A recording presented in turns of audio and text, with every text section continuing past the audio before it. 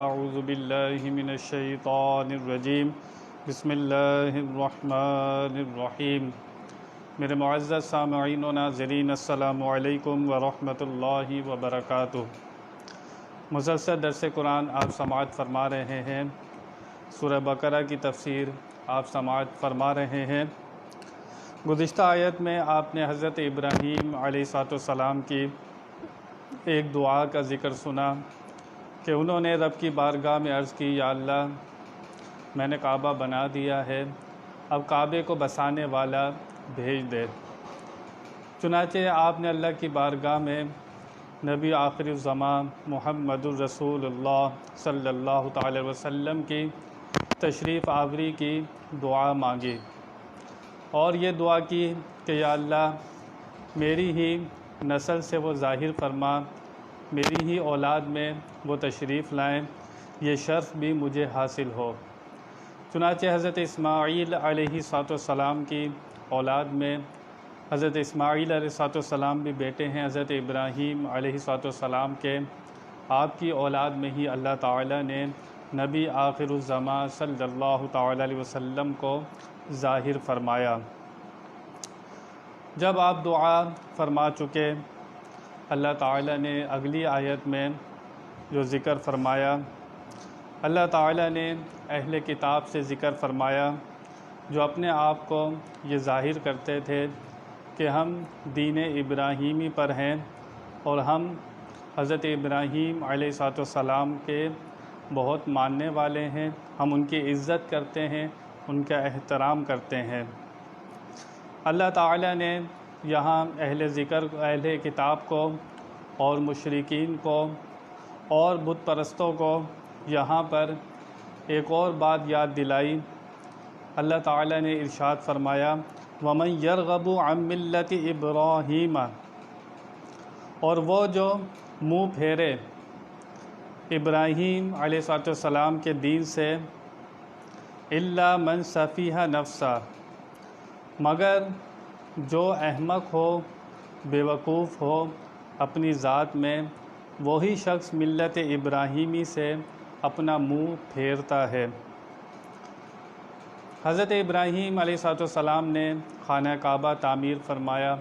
خانہ کعبہ کی عظمت اور مکہ مکرمہ کی عظمت اور ہمارے نبی پاک صلی اللہ تعالی علیہ وسلم کی عظمت، یہ تینوں چیزیں دین ابراہیمی میں بھی اصل اصول تھے اور ہمارے اسلام میں بھی یہ چیزیں اہم ہیں۔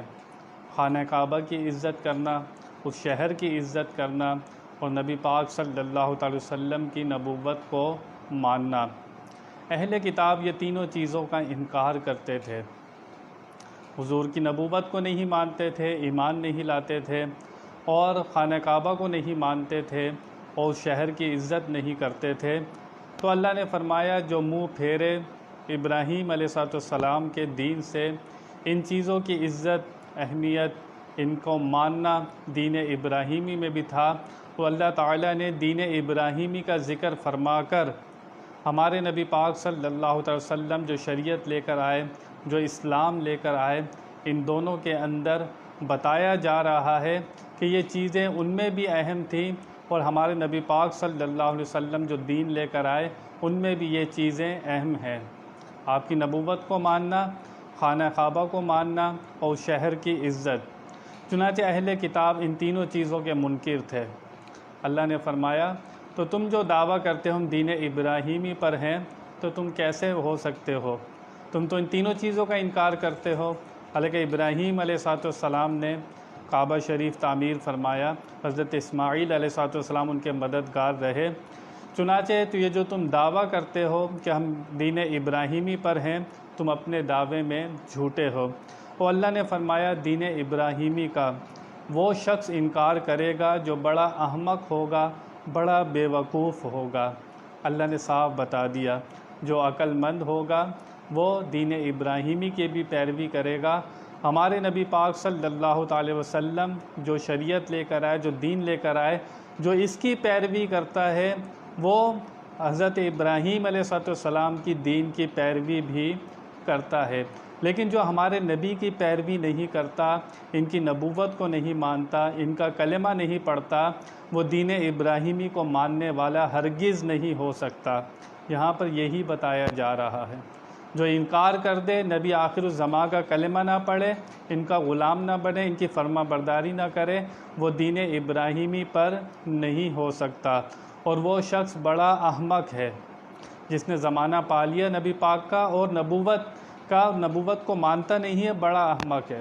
اب زمانہ پا لیا اس نے، اب اس کو چاہیے کہ آخر الزماں کا کلمہ پڑھ کے ان کا غلام بن جائے۔ اللہ نے فرمایا دین ابراہیمی کا وہی شخص انکار کرے گا جو بڑا احمق ہوگا، بڑا بیوقوف ہوگا۔ وَلَقَدِ اصْطَفَيْنَاهُ فِي الدُّنْيَا، تحقیق، ضرور، بے شک اللہ نے چن لیا دنیا میں، وَإِنَّهُ فِي الْآخِرَةِ، بے شک اسے آخرت میں لَمِنَ الصَّالِحِينَ، اور دنیا میں بھی وہ نیکوکار ہیں اور آخرت میں بھی وہ نیکوکار ہوں گے۔ اللہ تعالیٰ نے ان کو چن لیا، اپنے دوست کے لیے خلیل اللہ کا لقب ملا اور نبوت ملی آپ کو، اللہ نے آپ کو رسول بنایا، اللہ تعالیٰ نے آپ کو چن لیا اور اپنا مقرب بنا لیا۔ پھر فرمایا اذ قال لہ ربہ اسلم، اور جب کہا گیا ان سے جب حضرت ابراہیم علیہ السلام سے اللہ تعالیٰ نے فرمایا اسلم، فرما برداری کرو، قال اسلمت، عرض کی یا اللہ میں نے فرما برداری کی، لرب العالمین، سارے جہاں کے پالنے والے رب کی۔ حضرت ابراہیم علیہ السلام جس آزمائش سے گزارے گئے، اللہ تعالیٰ نے ان کو ایسی توفیق دی کہ حضرت ابراہیم علیہ السلام مسلسل فرما برداری کرتے رہے، کبھی چونہ چرا نہیں کی اور کبھی اعتراض نہیں کیا، یا اللہ میرے اوپر اتنی آزمائش ہے، یا اللہ میں کون کون سی آزمائش پوری کروں۔ شادی کی، ابھی بچہ ہوا، حکم آیا حضرت حاجرہ کو جنگل میں چھوڑ آؤ، وہاں پر بیوی کو جنگل میں چھوڑ دیا، چھوٹے سے بچے کو جنگل میں چھوڑ دیا، نمرود سے مقابلہ ہوا، وہ آپ کو آگ میں ڈالنے جا رہا ہے، ایک اور آزمائش، فرشتوں نے آپ کا امتحان کیا۔ اور جب حضرت اسماعیل علیہ السلام تھوڑے سے بڑے ہوئے، حکم آیا کہ اس کو ذبح کر دیا جائے، ذبح کرنے کا حکم آیا، بڑے سخت امتحان حضرت اسماعیل علیہ السلام کے، لیکن اللہ فرماتا ہے کہ جب ہم ان کو کہا فرما برداری کرو تو انہوں نے عرض کیا میں نے فرما برداری کی تمام جہان کے پالنے والے کی۔ یہاں پر ایک بات بالکل واضح بتا دی گئی کہ جو نبی پاک کا زمانہ پائے، ان کا کلمہ نہ پڑھے، ان کی فرما برداری نہ کرے، وہ دین ابراہیمی پر نہیں ہو سکتا۔ جو حضور کا کلمہ پڑھ کے ان کی فرما برداری کرے، وہ خانہ کعبہ کا بھی احترام کرتا ہے، مکہ شہر کا بھی احترام کرتا ہے، اور حضور اکرم صلی اللہ علیہ وسلم کی نبوت کا تو وہ اقرار کرتا ہے، تو وہ آٹومیٹک دین ابراہیمی کو ماننے والا ہو جائے گا۔ لیکن جو حضور کا زمانہ پا کر وہ انکار کرے ان چیزوں کا، تو پھر وہ دین ابراہیمی پر نہیں ہو سکتا۔ یہ ان کی خوش فہمیاں ہیں، خود ہی خوش ہوتے رہیں دل میں کہ ہم دین ابراہیمی پر ہیں۔ اللہ نے فرما دیا وہ دین ابراہیمی پر نہیں ہے، وہ احمق ہیں، بے وقوف ہیں۔ اس آیت کا شان نزول، حضرت عبداللہ بن سلام جو کہ یہودیوں کے بہت بڑے عالم تھے، مسلمان ہو گئے تھے، اپنے دو بھتیجوں کو انہوں نے دعوت دی، مہاجر اور سلمہ کو، کہ تم ایمان لے آؤ، نبی پاک آخری نبی محمد رسول اللہ صلی اللہ علیہ وسلم کا کلمہ پڑھ کر ان کے غلام بن جاؤ۔ اور حضرت اسماعیل علیہ السلام کا ذکر ہے تورات شریف میں کہ ان کی اولاد میں آخری نبی ظاہر ہوں گے، تو جب وہ تشریف لا چکے ہیں تو پھر تم ان کی فرما برداری کرو، ان کا کلمہ پڑھ لو۔ لیکن یہاں پر سلمہ تو ایمان لیا مگر مہاجر نے اسلام سے انکار کر دیا۔ جب انہوں نے اسلام لانے سے انکار کیا، نبی کا غلام بننے سے انکار کیا، تو اس واقعے کے پیش نظر اللہ تعالیٰ نے یہ آیت مبارکہ نازل فرمائی، جو دین ابراہیمی سے منہ پھیرتا ہے، اس کا مطلب جو ہمارے نبی پاک صلی اللہ علیہ وسلم سے منہ پھیرتا ہے، وہ اصل میں دین ابراہیمی سے منہ پھیرتا ہے، وہ آپ کو ماننے والا نہیں ہو سکتا۔ یہاں سے پتہ لگا کہ کسی چیز کو ایک چیز کو ماننا، ایک چیز کو انکار کرنا یہ ایمان والے کا حصہ نہیں ہوتا۔ حضرت ابراہیم علیہ السلام حضرت سارہ سے جو بیٹے ہوئے، حضرت اسحاق علیہ السلام، حضرت اسحاق علیہ السلام کے بیٹے ہیں یعقوب علیہ السلام، پھر یعقوب علیہ السلام کے 12 بیٹے، ان 12 بیٹوں کی اولاد سے بہت سارے قبیلے، 12 قبیلے جو ظاہر ہوئے اور وجود میں آئے، ان سے بہت اولاد ہوئی اور ان کے اندر انبیاء کرام تشریف لاتے رہے، جس کے اندر موسیٰ علیہ السلام، عیسیٰ علیہ السلام۔ لیکن حضرت ابراہیم علیہ السلام کی دوسری بیوی حضرت ہاجرہ سے حضرت اسماعیل علیہ السلام پیدا ہوئے، ان کی اولاد میں ہمارے نبی پاک صلی اللہ تعالی علیہ وسلم تشریف لے کر آئے۔ اب کوئی حضرت اسحاق علیہ السلام کو تو مانے، یعقوب علیہ السلام کو تو مانے، اور ان کے اندر جو انبیاء تشریف لائے ان کو تو مان لے وہ، لیکن حضرت اسماعیل علیہ السلام کا انکار کرے، تو ایسا کیسے ہو سکتا ہے کہ ایک بیٹے کو مانے، دوسرے بیٹے کا انکار کرے؟ ایک بیٹے کی اولاد میں جو انبیاء ہوں ان کو تو مانے، دوسرے بیٹے کی اولاد میں جو انبیاء ہوں ان کا انکار کرے، تو وہ صحیح ماننے والا نہیں ہو سکتا۔ نہ وہ اسلام کو مانتا ہے، نہ وہ دین ابراہیمی کو صحیح طرح مانتا ہے، وہ اپنی خواہش کو مانتا ہے، وہ اپنی خواہش کی پیروی کرتا ہے، وہ صحیح طرح دین اسلام کو ماننے والا نہیں ہے۔ کچھ لوگ آج ہمارے سامنے بھی موجود ہیں جو اپنی ایک فہرست کو مانتے ہیں، حضرت فاطمہ الزہرا کو مانے اور حضور کی دوسری اولاد کو نہیں مانے، حضور کے ایک داماد حضرت علی کو مانے، باقی دامادوں کو نہیں مانے۔ تو ان کو بھی سوچنا چاہیے کہ وہ بھی اپنی ایک فہرست کو مانتے ہیں، وہ اصل میں نبی پاک کو ماننے والے نہیں ہیں۔ اگر وہ ماننے والے ہوتے تو حضور کی ہر اولاد سے محبت کرتے، حضور کی بیویاں بھی اہل بیت کہلاتی ہیں تو حضور کی جو ازواج ہیں ان کو بھی دل سے مانتے، ان کا بھی ادب کرتے، ان کا بھی احترام کرتے، تو وہ اسلام کو ماننے والے ہوتے۔ یہاں یہی فرمایا جا رہا ہے، حضرت ابراہیم علیہ السلام کی ایک اولاد حضرت اسحاق علیہ السلام کو لوگ ماننے کا دعویٰ کریں، بنی اسرائیل کو تو مانیں، اہل کتاب، اہل یہود، اور ان کو ماننے کا دعویٰ کریں، لیکن حضرت اسماعیل علیہ السلام کی اولاد میں ہمارے نبی پاک تشریف لائے، جس کی دعا حضرت ابراہیم علیہ السلام نے خود کی، یا اللہ میری اولاد میں ان کو رکھنا، میری اولاد میں ظاہر فرمانا تاکہ یہ شرف مجھے ملے۔ وہ تو دعا کر چکے ہیں۔ اب جو حضرت ابراہیم علیہ السلام کو ماننے کا دعویٰ کرتا ہے، اس کے لیے بہت ضروری ہے کہ وہ پھر حضور اکرم صلی اللہ علیہ وسلم کا زمانہ پا کر ان کا کلمہ پڑھے، ان کا غلام بن جائے، تو اس کے لیے کامیابی ہے، اس کے لیے خیر ہے۔ ورنہ اللہ نے فرما دیا جو پیروی نہیں کرتا وہ پرلے درجے کا احمق ہے، بے وقوف ہے۔ دنیا میں بڑا چالاک ہو، بڑا تیز ہو، بڑا عقل مند ہو، دنیا کے سارے کام کرتا ہو، اللہ نے فرمایا اگر اللہ رسول کی فرما برداری نہیں کرتا تو وہ عقل مند نہیں ہے، وہ بے وقوف ہے۔ عقل مند کون ہوتا ہے؟ عقل مند وہی ہوتا ہے جو اللہ رسول کی پیروی کرتا ہے۔ مرد کون ہوتا ہے؟ صوفیہ فرماتے ہیں مرد کون ہوتا ہے؟ صوفیہ فرماتے ہیں دنیا کو چاہنے والا، دنیا کی محبت میں غرق ہو جانے والا، فرماتے ہیں مؤنث ہوتا ہے۔ وہ کس کی طرح ہوتا ہے؟ مؤنث کی طرح۔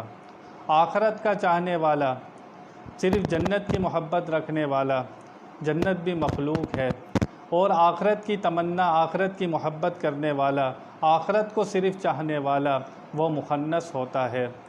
فرمایا مرد کون ہوتا ہے؟ فرمایا طالب المولا، جو اپنے مولا کا چاہنے والا ہوتا ہے، جو صرف جیتا ہے دنیا میں تو اپنے رب کے لیے، نیکی کرتا ہے تو اپنے رب کے لیے، نماز پڑھتا ہے تو اپنے رب کے لیے، اس کے پیش نظر نہ دنیا ہوتی ہے نہ آخرت ہوتی ہے، نہ وہ دنیا کا لالچی ہوتا ہے نہ آخرت کا لالچی ہوتا ہے، وہ اپنے یار کی رضا چاہتا ہے۔ وہ یہ صرف چاہتا ہے کہ جو نیکیاں، جو عبادت میں کر رہا ہوں میرا یار راضی ہو جائے، مجھے اور کسی سے کوئی غرض نہیں ہے، وہ مرد ہوتا ہے۔ ہم مرد کس کو سمجھتے ہیں؟ جو داڑھی مونچھیں مونڈ کر بالکل چکنا ہو کر آ جائے، ہم اس کو کہتے ہیں مرد ہوتا ہے۔ نہیں، شریعت میں، اسلام میں مرد کون ہوتا ہے؟ جو طالب المولا ہوتا ہے، جو رب کا چاہنے والا ہوتا ہے، جو رب سے محبت کرنے والا ہوتا ہے، وہ مرد ہوتا ہے۔ یہ مرد کی ڈیفینیشن ہے۔ ہم مرد کی ڈیفینیشن ہی نہیں سیکھتے، نہ ہمیں پتہ ہے کہ مرد کون ہوتا ہے۔ پہچانیے ہم مرد ہیں یا کچھ اور ہیں، ہمیں چاہیے کہ ہم مرد مریں۔ اللہ رسول کا چاہنے والا مرد ہوتا ہے۔ ایک مرتبہ حضرت ابراہیم علیہ السلام نے اللہ کی بارگاہ میں عرض کی، یا اللہ، دوست ہے نا، دوست سے بات کی، کہنے لگے یا اللہ تو یہ مردہ کس طرح زندہ کرتا ہے مجھے دکھا، یا اللہ تو مردہ کس طرح زندہ کرتا ہے مجھے دکھا، میں دیکھنا چاہتا ہوں۔ اللہ نے فرمایا، اے ابراہیم علیہ السلام، کیا یقین نہیں ہے؟ تیسرے پارے میں اللہ تعالیٰ نے یہ ذکر فرمایا۔ حضرت ابراہیم علیہ السلام نے کہا، یا اللہ یقین ہے، دل سے مانتا ہوں، بس دل کی تسلی کے لیے پوچھ رہا ہوں، یا اللہ تم مردے کیسے زندہ کرتا ہے؟ اللہ نے فرمایا، اے ابراہیم علیہ السلام، 4 پرندے لے لو، 4 پرندے لے لو اور ان کی بوٹیاں بنا لو، کچھ دن اپنے ساتھ رکھو، ان کو اپنے ساتھ مانوس کر لو، ہلا لو، تاکہ وہ تمہیں پہچاننے لگ جائیں۔ تھوڑے دن حضرت ابراہیم علیہ السلام نے یہ 4 پرندے لیے اور ان کو اپنے ساتھ رکھنے لگے، اور کچھ دن کے بعد ان چاروں کو ذبح کیا، ذبح کر کے ان کا قیمہ بنا دیا، آپس میں مکس کر دیے۔ اللہ نے فرمایا، ایک پہاڑ کے اوپر جا کر ان کا گوشت رکھ دو، اس کا گوشت اس پہاڑ کے اوپر رکھ دو۔ اللہ نے فرمایا، ثم ادعوہن یأتینک سعیا، اے ابراہیم علیہ السلام اب ان کو پکارو، اب ان کو پکارو، یہ زندہ ہو کر تمہاری طرف آئیں گے۔ ابراہیم علیہ السلام نے ان کو پکارا، وہ زندہ ہو کر حضرت ابراہیم علیہ السلام کے پاس اڑتے ہوئے آ گئے۔ سالے سب کا گوشت مکس ہو چکا تھا، وہ آپس کے اندر بالکل مکس ہو چکے تھے، لیکن حضرت ابراہیم علیہ السلام نے پکارا، ان کا گوشت دوبارہ جڑ رہا ہے، پرندے بن رہے ہیں، وہ اڑ کر واپس آ رہے ہیں۔ جہاں پر فرمایا جاتا ہے وہ 4 پرندے کون سے تھے، فرماتے ہیں کہ ایک مرغ تھا جس کو مرغا کہتے ہیں، ایک وہ تھا، دوسرا مور تھا، تیسرا کبوتر تھا اور چوتھا کوا تھا۔ یہ 4 پرندے لیے گئے، پھر ان کو ذبح کروایا گیا۔ صوفیہ فرماتے ہیں کہ یہ 4 پرندے ذبح کیوں کروائے گئے؟ صوفیہ فرماتے ہیں اگر یہ 4 پرندے ہر کوئی ذبح کر لے، اس کا تعلق اللہ تعالیٰ سے ہو جاتا ہے، وہ ناسوت سے نکل کر ملکوت میں داخل ہو جاتا ہے، یعنی دنیا سے نکل کر اور دنیا کے نفس کے پنجرے سے نکل کر آزاد ہو کر پھر وہ روحانی دنیا میں داخل ہو جاتا ہے۔ فرمایا پہلا ہے مرغا، فرمایا اس میں شہوت بہت ہوتی ہے، نفسانی خواہش بہت ہوتی ہے، لذت اس میں بہت ہوتی ہے۔ صوفیہ فرماتے ہیں جو اپنی نفسانی خواہشات پر قابو پا لے اور اس کو ذبح کر دے، یہ جو انسان لذت کے لیے مارا مارا پھرتا ہے، کبھی کسی کے پیچھے کبھی کسی کے پیچھے، اپنی نفسانی خواہشات پوری کرنے کے لیے کبھی کس کا غلام بن جاتا ہے، کبھی کس کا غلام بن جاتا ہے، کہ 2 منٹ کے مزے کے لیے انسان کیا کچھ کر لیتا ہے۔ صوفیہ فرماتے ہیں جس نے مرغا ذبح کر دیا، جس نے اپنے نفس کو ذبح کر دیا، فرمایا اس نے ایک کام کر لیا۔ فرمایا دوسرا کام، فرمایا کبوتر کی فطرت ہے، یہ بہت اونچا اڑنا چاہتا ہے اور دوسروں کو نیچا دکھانا چاہتا ہے۔ صوفیہ فرماتے ہیں جو اپنے اندر اس بری عادت کو ذبح کر دیتا ہے کہ بہت اونچا اڑنا چاہتا ہے، وہ دوسروں کو حقیر سمجھتا ہے، خود کو اعلیٰ سمجھتا ہے، فرمایا اگر اس کو بھی کوئی ذبح کر دے تو اس کا تعلق اللہ تعالیٰ سے بہت جلد ہو جاتا ہے۔ فرمایا تیسرا کوا ہے، فرمایا اس کے اندر حسد بہت ہوتا ہے، اور بہت حسد کا مارا ہوتا ہے، یہ جتنا باہر سے کالا ہوتا ہے اتنا ہی اندر سے کالا ہوتا ہے حسد کی وجہ سے۔ صوفیہ فرماتے ہیں جو اپنے اندر سے حسد کے اوپر چھری چلا دے، اللہ سے تعلق ہو جاتا ہے۔ فرمایا چوتھا، فرمایا مور ہوتا ہے، فرمایا خود پسندی بہت ہوتی ہے، اپنے آپ کو کچھ سمجھتا ہے، حسین سمجھتا ہے، اور وہ کہتا ہے جتنا میں حسین ہوں دوسرا کوئی حسین نہیں ہے۔ مور کے اندر یہ فطرت پائی جاتی ہے۔ صوفیہ فرماتے ہیں 4 پرندے ذبح کروائے گئے، یہ بری خصلتیں ہر انسان کے اندر موجود ہوتی ہیں، جو ان پر چھری چلا دیتا ہے، ان کو چھری چلا کر ذبح کر دیتا ہے، وہ پھر اللہ تعالیٰ کا چاہنے والا ہو جاتا ہے، وہ مؤنث اور مخنث سے نکل کر پھر مرد ہو جاتا ہے۔ مرد کون ہوتا ہے؟ جو طالب مولا ہوتا ہے، جو اللہ کا چاہنے والا ہوتا ہے، وہ مرد ہوتا ہے۔ جو ان چیزوں کو ذبح کر دیتا ہے اپنے اندر سے، دوسروں کو حقیر سمجھنا اور خود بڑا بننے کی خواہش اور دوسروں کو حقیر جاننا اور حسد کی اندر بھرا ہونا، ہر کسی سے حسد کرنا، اور پھر اندر سے نفسانی خواہشات، جو نفس کا زور ہوتا ہے، انسان نفس کی تکمیل کے لیے، اپنی نفسانی خواہشات پوری کرنے کے لیے اور غیر فطرتی طور پر، ایک تو اللہ تعالیٰ نے آپ کا نکاح کر دیا، وہ آپ جائز طریقہ ہے، اس کے علاوہ جس طریقے کی طرف آپ جاتے ہیں وہ آپ ناجائز طریقے اختیار کرتے ہیں نفس کی لذت کے لیے۔ فرمایا مرغا اس لیے ذبح کیا گیا تھا، اس کے اندر شہوت بہت ہوتی ہے۔ حضور اکرم صلی اللہ تعالی وسلم فرماتے ہیں تم مجھے دو چیزوں کی ضمانت دے دو، حدیث کا مفہوم ہے میں تمہیں جنت کی ضمانت دیتا ہوں۔ فرمایا ایک تمہاری زبان ہے، ایک تمہارا دل ہے، ایک تمہاری شرمگاہ ہے، اگر تم مجھے اس کی ضمانت دیتے ہو میں تمہیں جنت کی ضمانت دیتا ہوں۔ ان چیزوں کے اندر ہڈی نہیں ہے۔ زبان کی آفات کتنی ہے، بندہ اپنی زبان کو ہی خاموش نہیں کرا سکتا، پھر دل کے اندر کتنے خیالات پیدا ہوتے ہیں۔ جب دل کی صفائی کر لے بندہ، پہلے فرمایا آنکھیں بہکتی ہیں، پھر دل بہکتا ہے، پھر شرمگاہ بہکتی ہے۔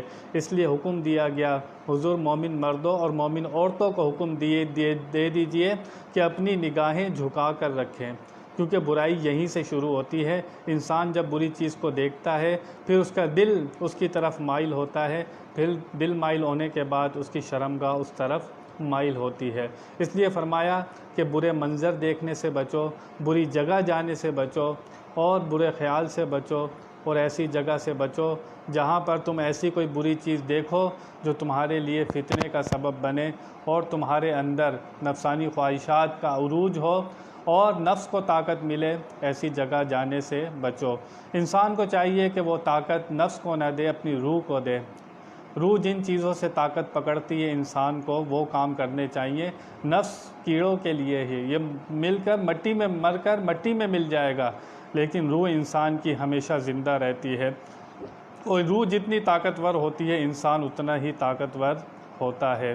تو انسان کو چاہیے وہی کام کرے جو روحانی ہو، نماز پڑھے، تلاوت کرے، درود شریف پڑھے، اچھی صحبت میں بیٹھے، اچھی محفل میں بیٹھے، اچھا مطالعہ کرے، اچھے لوگوں کی بات سنے، تو پھر وہ اچھے لوگوں میں رہے گا۔ تو جو حضور نے فرمایا جو لوہے کی بھٹی والے کے ساتھ بیٹھے گا اور وہ کام کرے نہ کرے، آگ کی آمیزش، اس کی خوشبو تو اس کے اندر رس بس جائے گی، اور جو عطر والے کے ساتھ بیٹھے گا بھلے عطر نہیں لگائے اس کی خوشبو اس کے اندر آنے لگے گی۔ تو بروں کی صحبت انسان کو برا بنا دیتی ہے، اچھوں کی صحبت انسان کو اچھا بنا دیتی ہے۔ اس آیہ مبارکہ سے یہی پیغام ملا، جو دین ابراہیمی سے منہ پھیرتا ہے وہ بڑا احمق ہے۔ دین ابراہیمی سے منہ پھیرنے کا سے مطلب جو حضور اکرم صلی اللہ تعالی وسلم کا کلمہ نہیں پڑھتا، ان کا زمانہ پا لیا، ان کی فرما برداری نہیں کرتا، وہ دین ابراہیمی سے منہ پھیرتا ہے۔ جو آپ کی فرما برداری کرتا ہے، غلامی کرتا ہے، وہ آٹومیٹک حضور کی بھی اطاعت کرتا ہے، دین ابراہیمی کی بھی اطاعت کرتا ہے، وہ اس کو بھی ماننے والا ہوتا ہے۔ بیان میں کوئی غلطی ہو اللہ کی بارگاہ میں توبہ کرتا ہوں۔ وآخر دعوانا ان الحمد للہ رب العالمین۔